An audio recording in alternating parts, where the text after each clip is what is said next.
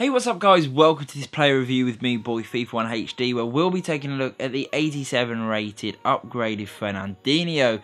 Now before we do, as always, if you enjoy the video, hit that like button, hit the subscribe too, as that will really help me out. And if you have any questions or comments about the card, leave all of that in the comments below, as I love hearing what you guys have to say. So, we've seen the team that we've used him in, we've seen the formation and the position that we've used him in. Now we can have a look at those attribute details. And as you can see, he's a very well-rounded card. There's a lot of stats in the sort of medium 70s to high 80s even, which is really good to see. Obviously a defensive master, the defensive column being the area that really stands out with his 90 interceptions, really solid marking, stand tackle and slide tackle, which are all absolutely incredible. Then you move on to his physicality, and he's actually quite decent. Yes, maybe not the strongest card in the world, but 76 is usable, especially with those defensive stats. He's got really good aggression. His jumping, stamina are also really good too. Heading accuracy does let him down a bit, which is a shame, but that's not too bad overall. His dribbling and his passing are really good columns. All really nice stats for where he'd be using them, but what really stands out are obviously his reactions, his ball control, and his short and long range passing, which is always a good thing. Shooting wise, he's actually better than you would think.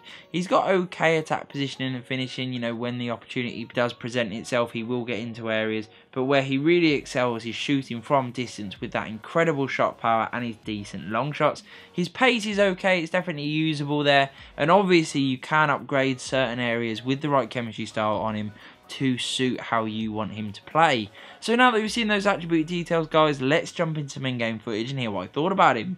So my thoughts on this card were that he was an absolute perfect CDM. Really good mobility to his game. You know, his pace is usable in that role. He hunts people down and he wins the ball, which is exactly what you want from a card like this. He's brilliant at retrieving the ball and then using it wisely, getting you on the attack. Because his interceptions, his marking and his stand and slide tackles mean that he has all of these skills to get that ball back. It's a shame his strength isn't maybe a little bit stronger, if I'm honest, but I didn't really notice that to be a problem in game, because he's so accurate with the way that he tackles, means that he doesn't necessarily need to bully people because he's so clinical with his tackling. The way that he intercepts the ball, the way that he positions himself on the pitch, means it's very difficult to get past him. He provides a great screen in front of the back four or whatever defence you're using, which is always a great thing to have.